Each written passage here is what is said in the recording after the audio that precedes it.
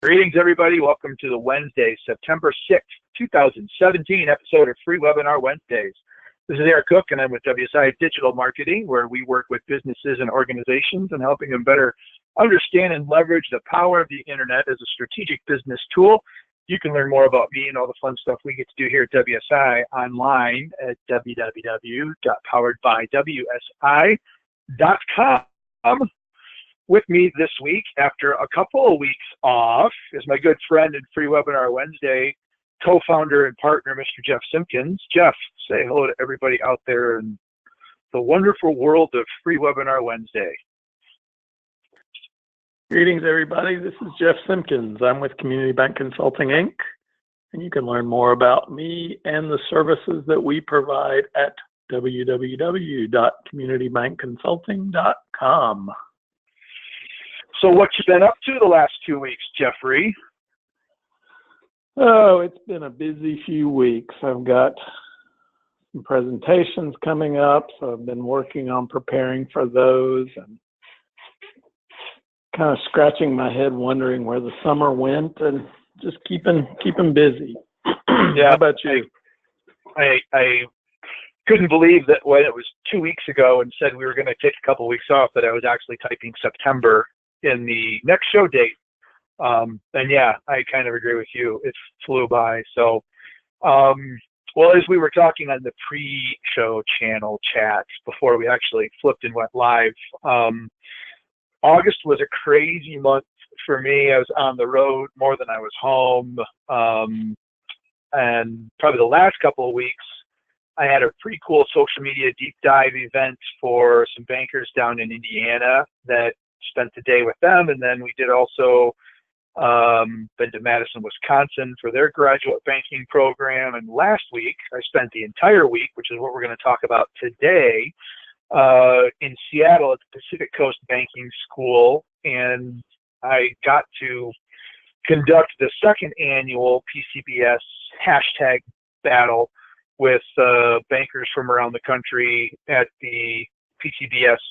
And I taught a whole week-long class on digital marketing and social networking strategies, and had a little over 60 bankers part of that class, and it was pretty awesome. They were there for 2 weeks. I was only in for the second week, so I was somewhat saddened to see the week come to an end because we were having a pretty good time, and I saw a bunch of light bulbs go off with the bankers as they were looking at the metrics and realizing some things that they didn't know on Monday or Tuesday. And so I thought we were just kind of picking up steam, but they've been there for 2 weeks and they were ready to just get the heck out of Dodge and head home and see their family. So I can't really argue with that, but it was a lot of fun and had really a good time kind of bringing back that hashtag battle. So I wanted to talk a little bit today about some of the things that came out of that, and then I thought it would be good to really recap and review the whole concept of the hashtag, not just from how we used it to measure,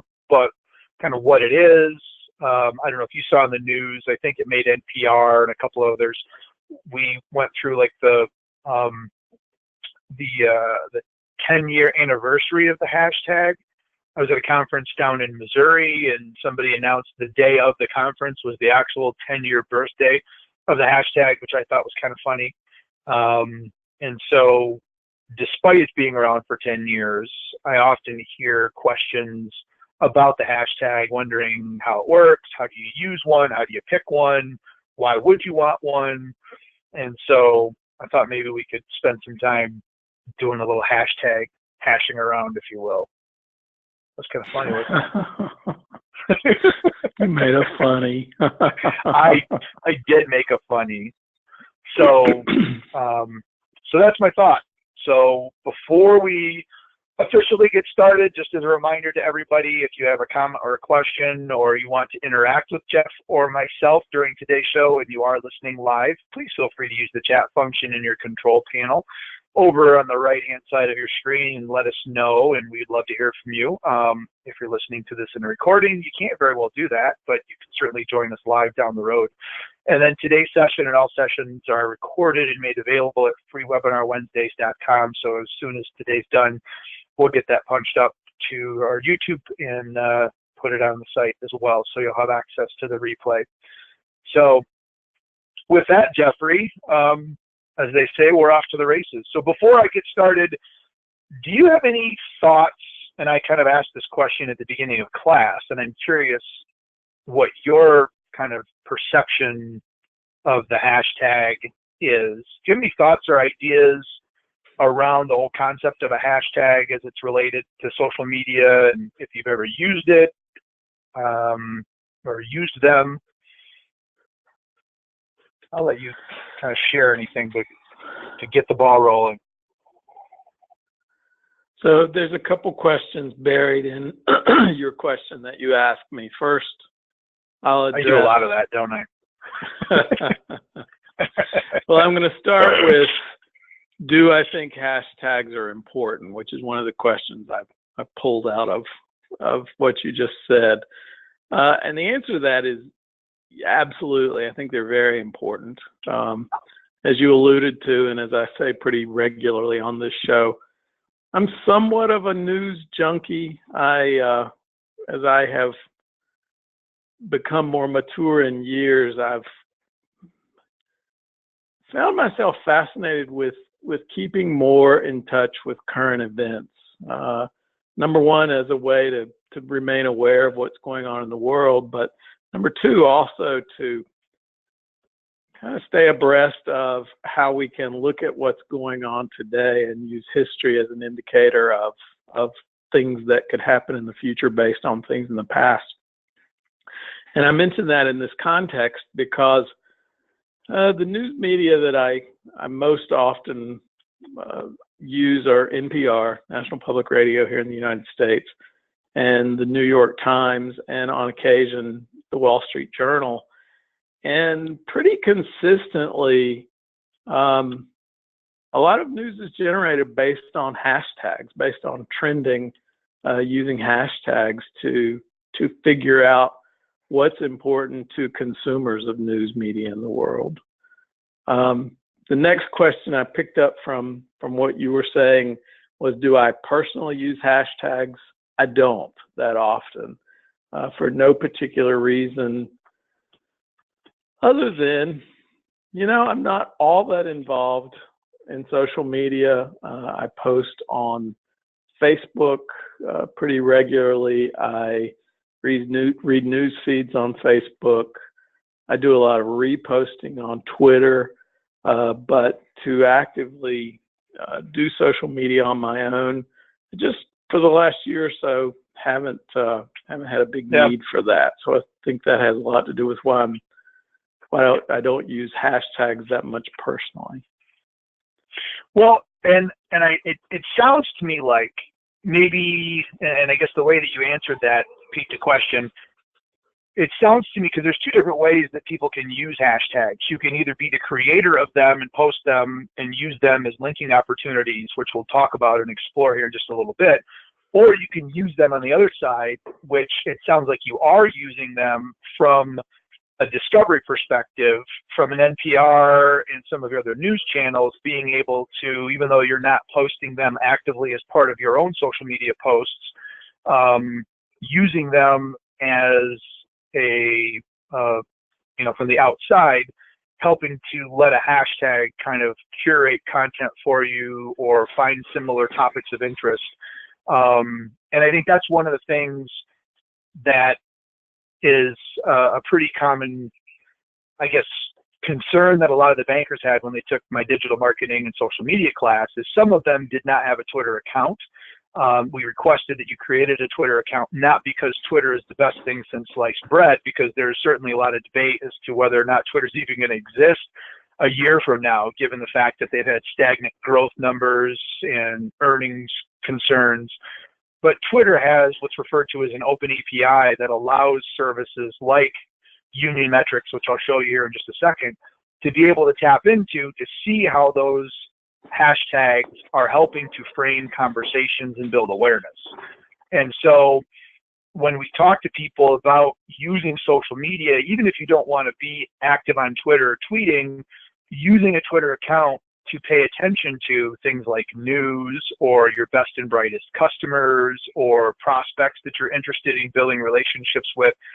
You don't have to necessarily engage with those entities or individuals through social media, but the power of listening with social media is oftentimes an overlooked function that, you know, I can use Twitter to pay attention to customers, and then let's say I'm a community banker, I might see that one of my customers tweeted something out that bragged about an award or some recognition that they received. I can bring that up to them when I see them at Rotary later in the week at lunch. I don't have to retweet that, but I've used Twitter or Facebook or whatever social networking platform du jour to be able to be aware of those things and to be able to then work that into the conversation to let the customer or the other person on the other end of that conversation know that I'm paying attention. I sometimes refer to the story when I started at the bank, in addition to running the encoder, which allowed me to learn over and over and over again the 10 key. So plugging in the numbers in the Micker encoder of the checks. That was one of my jobs that I got to do. But the other one was reading through the local newspaper, the Marshall Evening Chronicle, and looking for articles that mentioned our customers and making sure that I was paying attention on behalf of the bank that I was working for to let customers know that we saw them in the news, and we would drop that into a little card and we would tell them congratulations. That's kind of like a listening strategy as it relates to social media, where I'm not creating the articles, but I'm paying attention and saying congratulations or, hey, we noticed. And I can tell you that when that happened back in the olden days and customers got a snip little article with their picture for a community event or a school activity or donation that they made, they thought that was really cool. And they thought that it was really cool that their bank was paying attention to those sorts of things. And so that's how I framed the listening part of my social media class, to try to get some of the bankers that might have been a little resistant, thinking that they got to turn into the next super tweeter, that's really not what it's all about. So anyway, so prefaced with all of that, let me just kind of hop in, and I want to show you the dashboard that we used to help measure. So every morning I had an 8 o'clock session and a 10 o'clock session. And as you can well imagine, bankers, like anybody, I suppose, tend to be a little competitive with one another. And so we pulled this up every morning before we started class to see who was actually, quote unquote, in the lead. And you can see that this platform, which I've used a system called Tweet Reach for a number of years, and Union Metrics has incorporated Tweet Reach into their platform. So they have a premium version that I subscribe to for the month that allows me to get some of these advanced metrics. And so you can see down there the 2 hashtags that were selected by the class, and we'll walk through how we actually selected that. So if you're thinking about doing a hashtag as part of an event down the road, we'll give you a little bit of background of how we did that. But you can see we did PCBS Bank Camp, because oftentimes, even though I went to the graduate school of banking in Madison, we would sometimes refer to it as bank camp, because you go away for 2 weeks and you're with, people that you become very close friends with over consecutive years.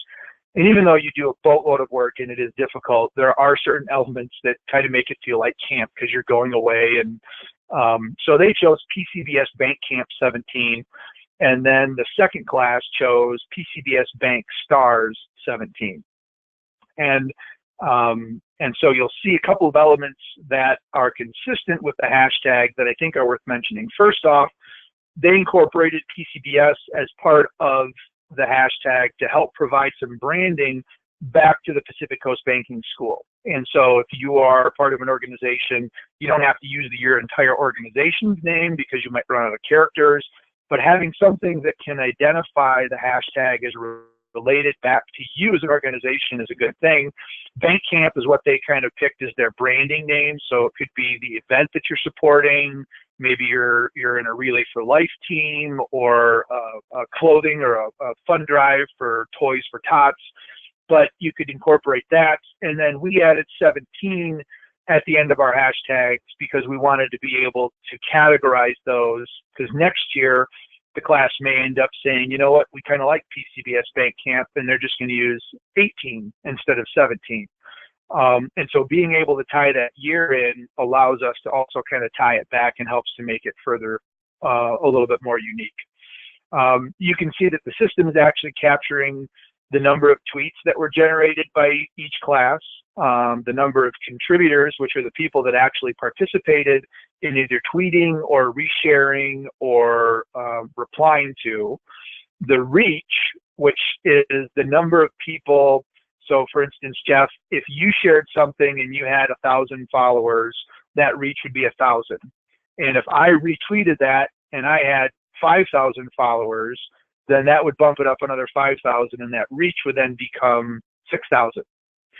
So the impressions then are the number of people that those people follow. So you can think of it almost like LinkedIn, where you have first-degree connections and second-degree connections in LinkedIn. So the impressions gives us kind of how big of a cloud basically that reached. Because then when I retweet it, each of those individuals then has the ability to share it with their connections. And so you can see that, we had well over 500,000 impressions with, roughly 60 community bankers. And some of them were from very, very large banks. I mean, we had banks like Wells Fargo and Chase and Umpqua Bank. So there were, billions and trillion-dollar banks there. But a majority of these people really had never done a whole lot on social media. So to be able to amass over 500,000 impressions over that week-long exercise, all going back to some sort of a branding regarding PCBS, I think was a really powerful statement, kind of a cool little thing.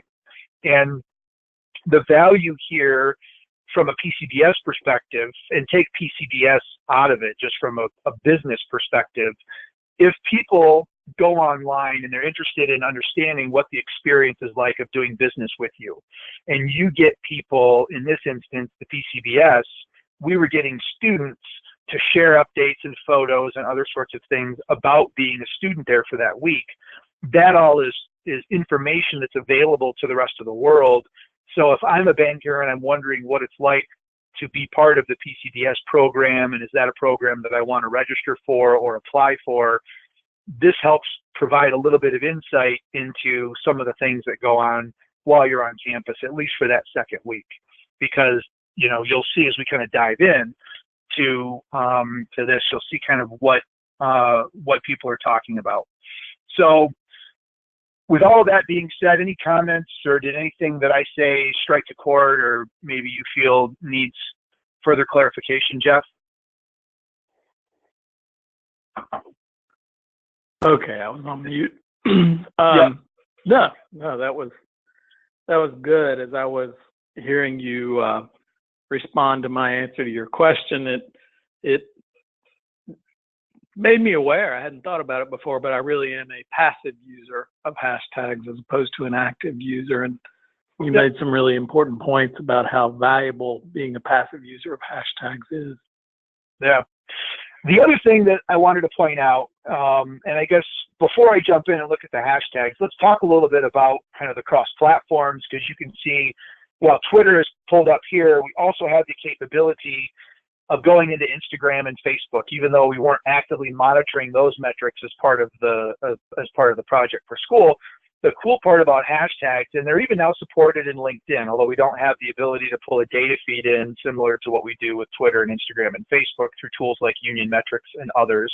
But we have the ability to use a hashtag as part of a data mining effort in all the social network accounts. So let's first kind of go through, I'm going to use Twitter here, and I'm going to use an example of how we go about actually coming up with the hashtag. And the two strategies for a hashtag are either using something that's totally unique and nobody else is using it, so you can specifically analyze your own performance, which is what we chose to do with the PCBS Bank Camp 17 and Bank Smart or Bank Stars 17 hashtags.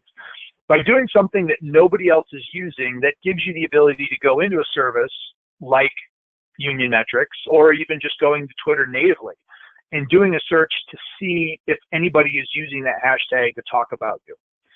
There's other strategies where you can actually take a look, and this is what NPR is actually doing, is they're using a strategy where they're going through and they're leveraging a generic kind of big picture hashtag.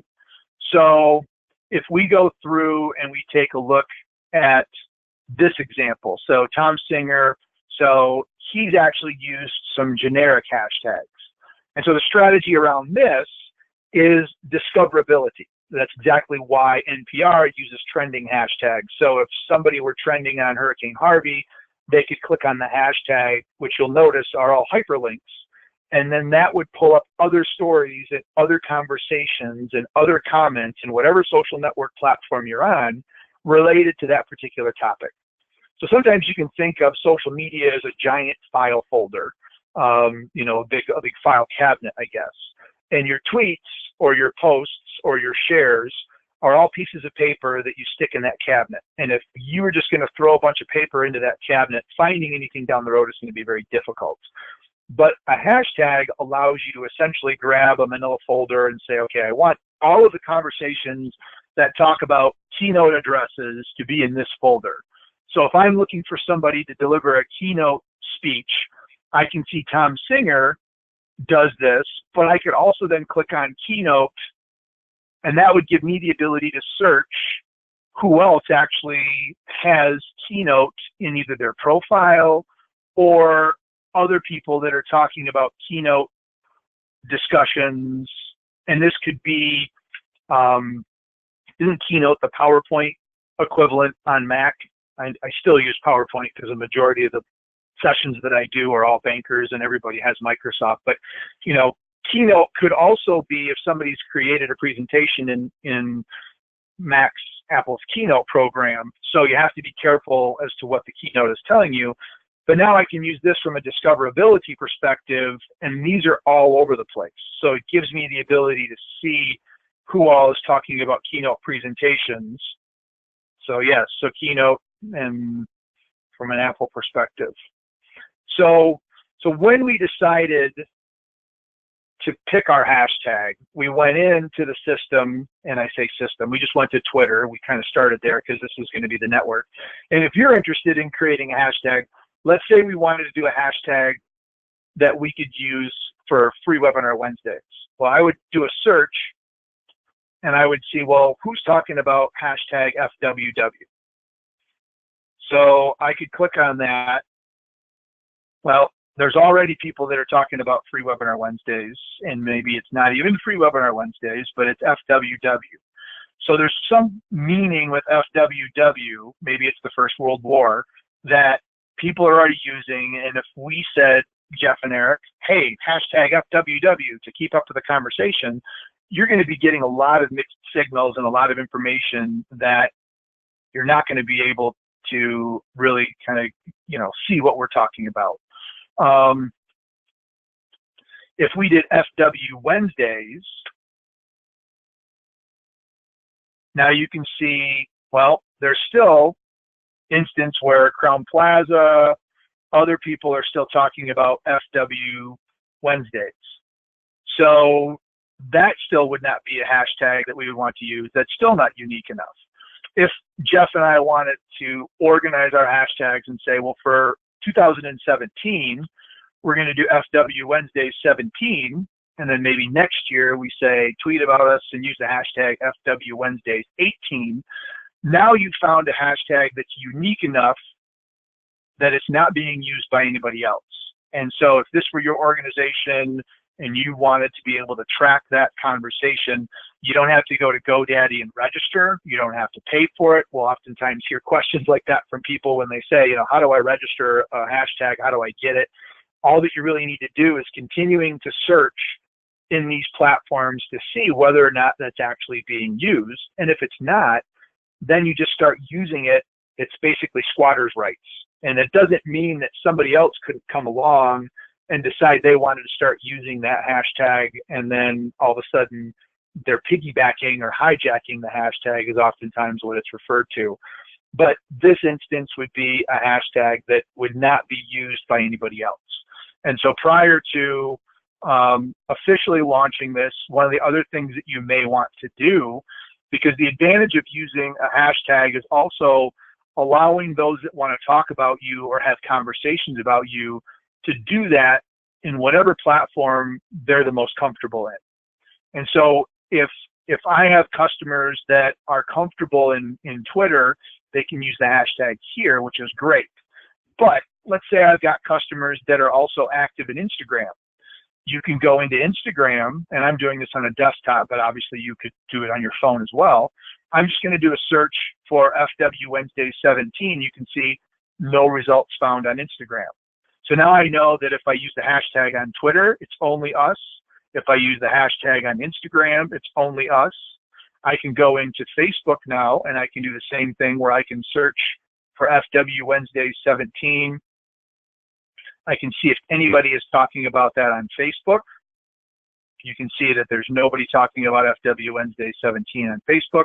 So essentially, any of the social networking platforms that you're on, including LinkedIn now, gives you the ability to use a hashtag to organize conversation.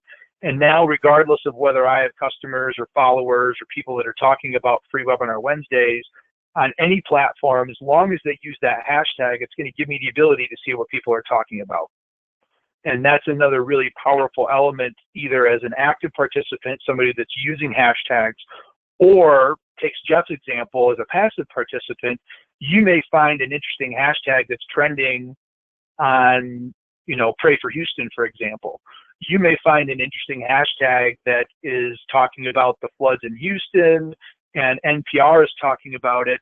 If you're interested in seeing if anybody is posting information on Instagram, pictures of what's going on, as opposed to news stories or Facebook posts, you could go in, Pray for Houston, and you can see there's almost 200,000 posts that are out there related to the Pray for Houston hashtag. And now I can go in, and as I look for, maybe I'm interested in making a donation. My wife's grandmother recently passed away at the ripe old age of 95, so rest in peace, Granny.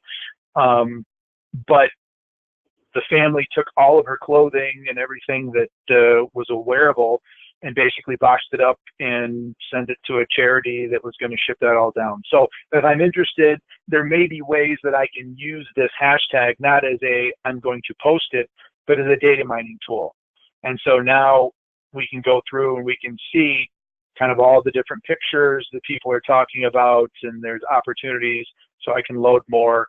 And that very same hashtag can be used to see what people are talking about over in Twitter, and I can take that very same hashtag and I can use that to see what people are talking about on Facebook. So the listening, the research, kind of the aggregation of streams, because the detail and the content that you're going to get out of Instagram is going to be way different than 140 characters on Twitter, and it's going to be different than what you're going to see on Facebook. Now we're getting access to videos, we're getting access to posts that friends of yours have shared, so all sorts of other things.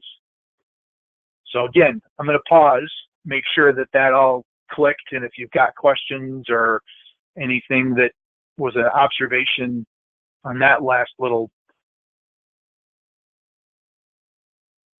I won't call it a rant, but knowledge drop, let me know. Sounds good. I think you're on mute again, Jeff. Yep. Okay. Nope, I'm unmuting. Nope. Cool. Okay. So, so using a hashtag, just pick one, and again, can be totally unique if you want to measure it, or you can use it as part of a conversation. Now, the one thing that I would be a little careful of doing, for example, that gentleman that had keynote listed in his hashtag, there's two ways that when you pick a generic hashtag, it could potentially work for you. So let's say I find that gentleman and I see that he has keynote speeches, I may decide to reach out to him and hire him. Or what that hashtag has done is it's allowed me, Captain HD, ADHD, chasing squirrels and shiny objects, it's taken me away from his profile. Maybe I heard that he was a really good speaker, so I found his information, I looked him up. Maybe I was about ready to hire him, but then I saw he had a tweet that had hashtag keynote listed in it. If I click on that, I potentially can be taken away from him and maybe even find other keynote speakers that are better, that maybe resonate more, or, delays my decision to hire him. Or I completely lose track and say, you know what, I really probably shouldn't be using PowerPoint anymore because I am on a Mac. Maybe I should be using Keynote. And then I completely lose my train of thought and I totally forget about keynote speakers, and I jump in and I decide that I want to start looking at Keynote as a presentation platform. And so we saw that as part of an example when we talked about banking, is you could produce a tweet that says, something to the effect of hashtag mortgage rates are dropping. Please see me if you're interested in becoming, achieving the dream of hashtag home ownership, or something along those lines.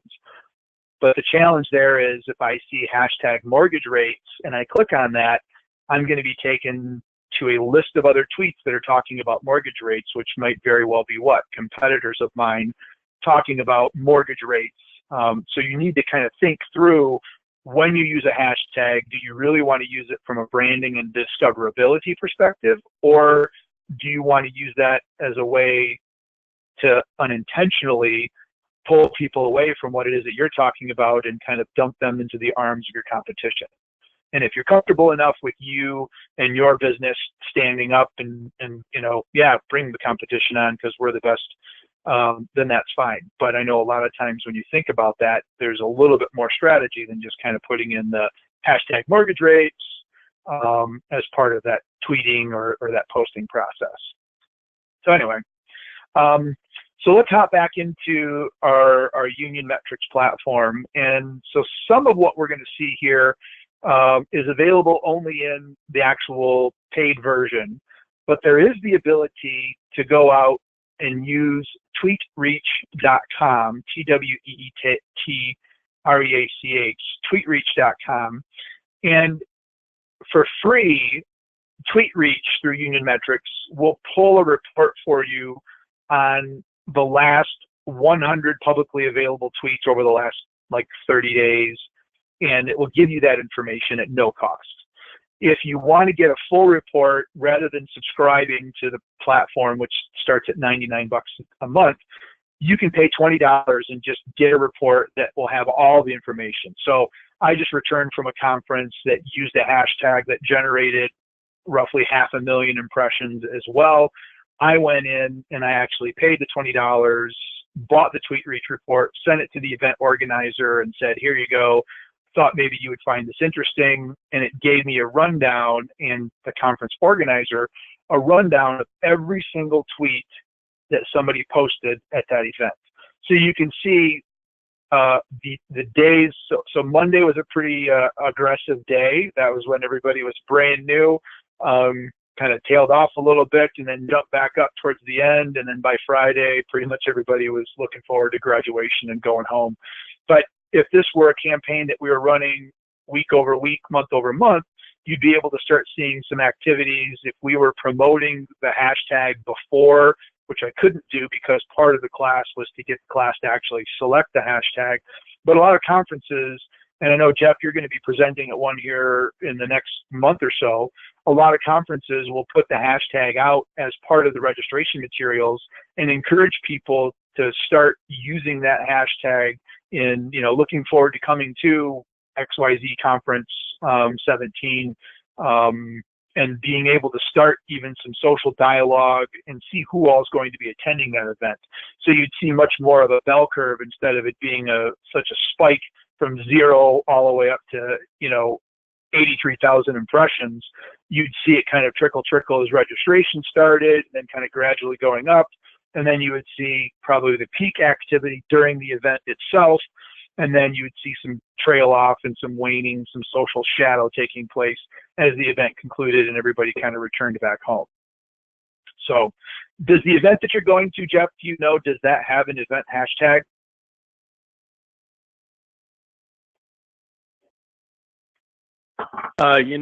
There's a story with that. You and I attended this event together a couple years ago, and you posted a picture of you and I using the hashtag, and someone that I had not seen at the conference saw the picture as a result of the hashtag.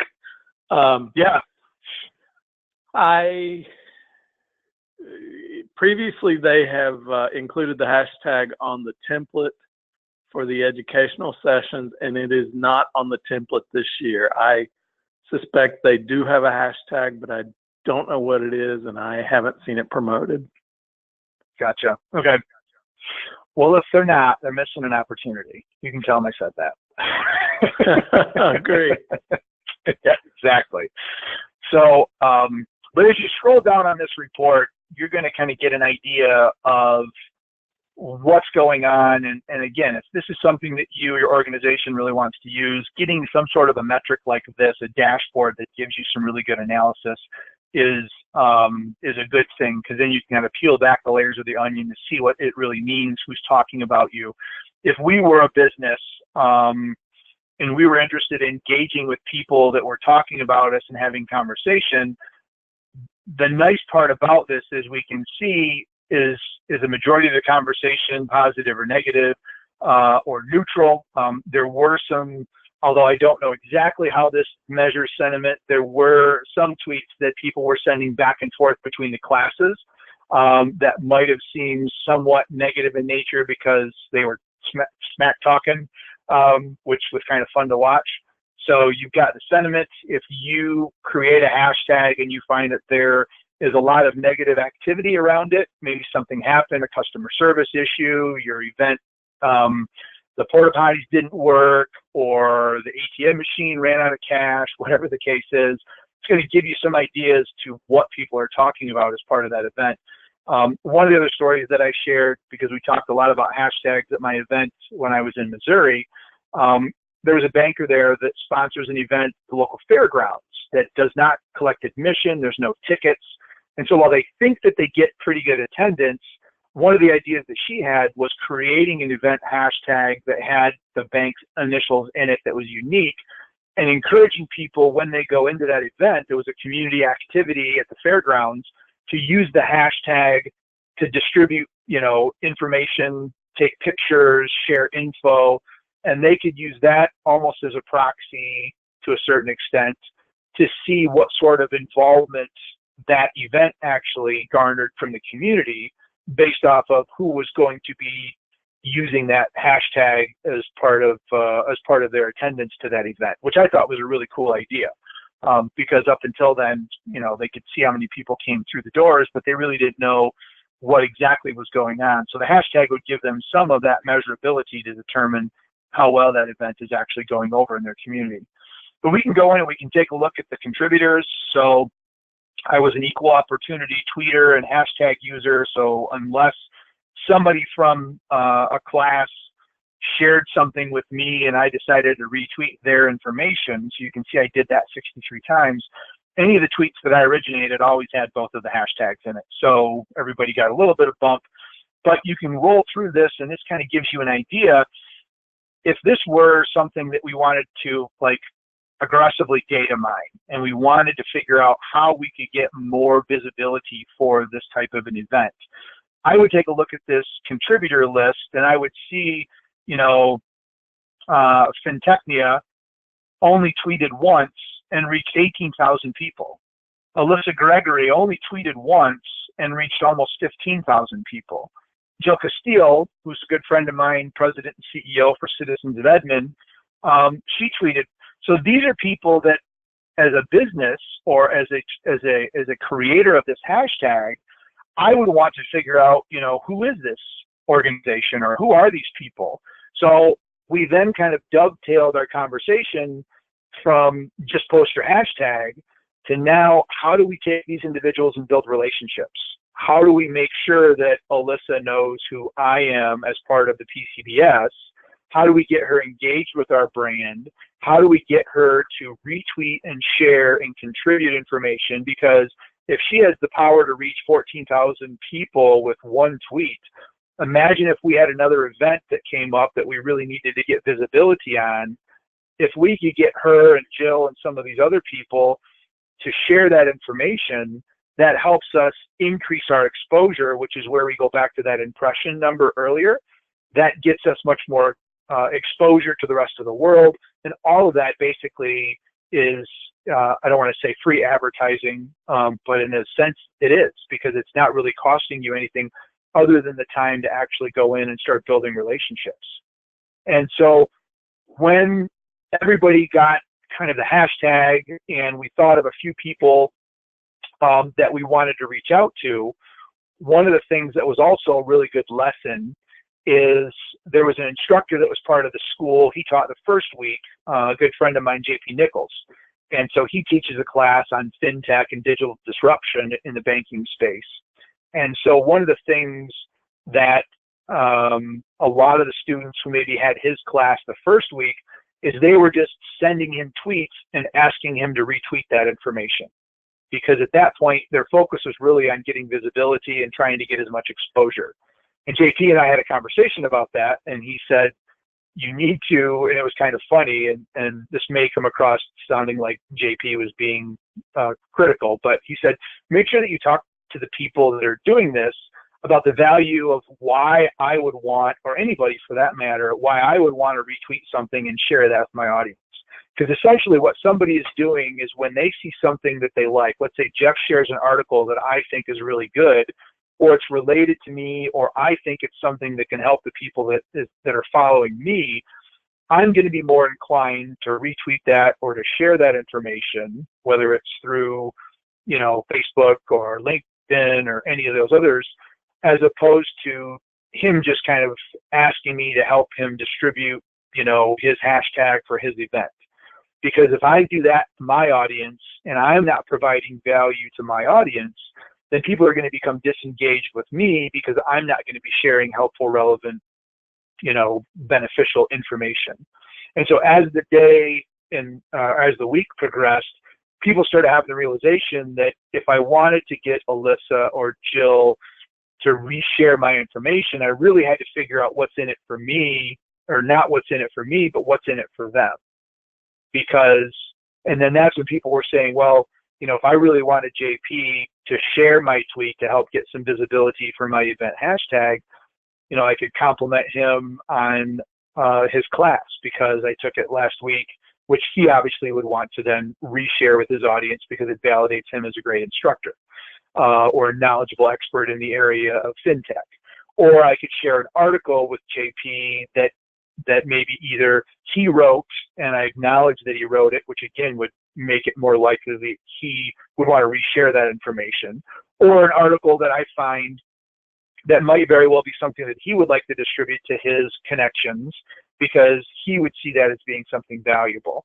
And so one of the things that was kind of a funny little aha moment was the social media thing is kind of hard if you do it right. And I flipped the conversation around and said, replace the word social media with relationship building. Because any of the relationships that are really, truly worth something to you didn't just happen overnight. You didn't just, meet your spouse and decide to get married. You dated for a while, you went through some bumpy times, you maybe have had some bumpy times in your marriage, but it takes work. But any relationship that really is worth it is always something that's going to take work. Anything that happens instantaneously, usually, you get what you pay for, and your payment in this instance is being able to provide information, value, really kind of taking that other person on the other end of the keyboard or the screen and treating them like an actual human being, not just a Twitter account with 14,600 followers that I want to have retweet. So that aha moment was one of the, I guess, warm, fuzzy moments for me, because then people started realizing at the heart of all of this social media, social networking is really relationship building. And that's the drum that I've been beating on for so many years. It just gives you the ability to do that relationship building with people way, way outside of your geographic area. Like Tony, for example, he's a banker out of Des Moines, Iowa, that actually is no longer in banking, but he came back to bank school to finish his third year. He took my class last year. We stayed in touch over Twitter. And this year when I came back to campus, he was one of the biggest advocates of class. He got some people to sign up for the class and ended up going out to dinner, and it formed a really good relationship with Tony, a friendship even to the extent he's actually been on a free webinar Wednesdays as part of last year's kind of wrap up of the PCBS. And so you get to build these relationships with people. And every once in a while, I get back to Des Moines for conferences with the Iowa bankers or other activities. And you can guarantee I'm going to hit up Tony and see if he's available for dinner or grab a drink and just kind of, get reconnected with him.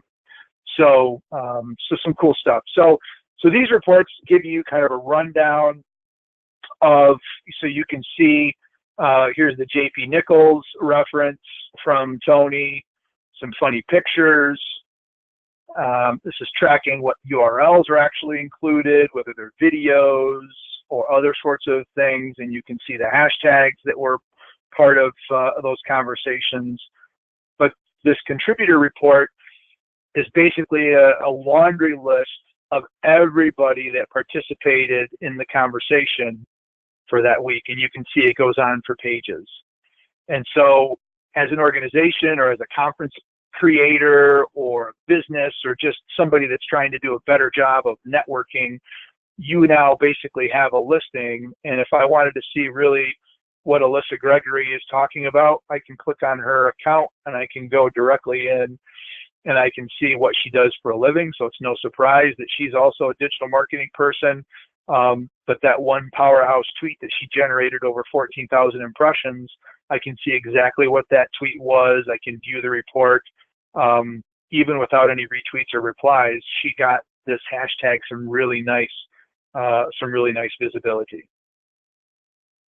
So I'm going to hit pause again, Jeff, because I dropped a ton of stuff in that little last ramble. Anything resonate with you or comment that you want to mention? All good. So the last little tip that I'll give you, and then we might be able to even close a little early. As we started walking through how to manage and keep an eye on all of the different things that were going on, we talked about creating lists and other sorts of things in Twitter, which I've talked about before.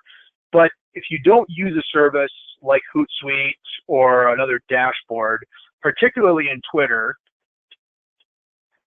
Twitter bought a little app called TweetDeck a few years ago. And so TweetDeck was kind of a Twitter aggregator tool. It gave you the ability to kind of organize things in different streams and columns so that you could log in and give you almost like an executive dashboard of Twitter. So you can see when I log into Twitter, this is what I see. I'm going to go back to my home page. You can see I've got some notifications here of people that have mentioned me or talked about me. I don't have any direct messages at the moment, but finding information in a native stream sometimes is a little difficult. Every once in a while, I'll hop in here just to browse through and see if anything jumps out at me. So here's my friend Jill. I didn't even see her Twitter handle. I just recognized her picture. So Twitter is actually starting to do a little bit of algorithmic feed sorting. So it'll look at people that instead of just giving you the giant fire hose of every single tweet, which some people like and some people don't. Some people feel that it shouldn't touch it and it should just give you everything that everybody tweets all the time. But I found that it's actually doing a pretty decent job of sorting through information from people that I'm genuinely interested in hearing from. But TweetDeck gives you the ability to create these little columns. So you can see I've got PCBS, which is a list that I created of all of the people that were part of my class. Then I've got the two hashtags. So Bank Camp was the 8 o'clock session, Bank Stars was the 10 o'clock session. And so now I can jump in here and I can see, just 3 hours ago, Amin actually went ahead and posted something and put the hashtag in here. And so if anybody wanted to continue to follow what the Bank Camp was talking about, they could do that right directly from here. And then notifications, these are the little dots. So I can see people that have specifically mentioned me, people that I'm following. So any of the other potential conversations. So now instead of having to go and check 4 different things, you can set up this tweetdeck.twitter, which will give you an easier way of actually diving in and taking a look at the information. So to do that, you simply create this little column and you can do a search. So for example, if I wanted to do Pray for Houston as a hashtag, search. I could click on that search, and then I can go in and I could do pray for Houston, and then that automatically creates the pray for Houston, and then I can go and I can drag this over and I can reorder and I can sort things. So now I have the ability to kind of see what people are talking about related to that specific hashtag. So kind of a cool little tool. It's available for free. So if you have a Twitter account, you automatically get a TweetDeck account. You just have to go to tweetdeck.twitter.com and you can create your own dashboard and be able to use this, even if you're just someone that wants to just monitor to see what people are talking about. But you can actually create tweets directly from here. You can add images. You can schedule. So if you wanted to schedule a tweet to go out this afternoon or this evening, you can schedule those directly from here as well, which makes it kind of a nice little tool that you don't have the access to do natively in Twitter. So there's a little Twitter 101, hashtag 101, maybe even a little 102. Got a little bit advanced there. So that, my friends, is all that I got. So thoughts, observations. That's not enough. Yeah, as if that's not enough. Yeah, so you may have to click rewind. I know I talked pretty quickly there, but hopefully some of that gave you some good ideas. You got some different perspectives on what a hashtag really is and how to use it. And you know, if you're on Twitter and you want to sort that information a little bit more comfortably and not feel like you're logging in and sticking a fire hose in your mouth, give TweetDeck a try and create some columns and just kind of see what kind of information that you can easily get to as part of your social media consumption efforts. So there we go. So if there's nothing else, Jeff, that pregnant pause was to give you the last word, but it sounds like you're good to go. I'm set. You're set. Cool, man. Well, thanks to everybody joining us live. We are excited that you were able to make it. And I will tell you, next week, we are going to have to take the week off. I'm actually going to be in Wisconsin.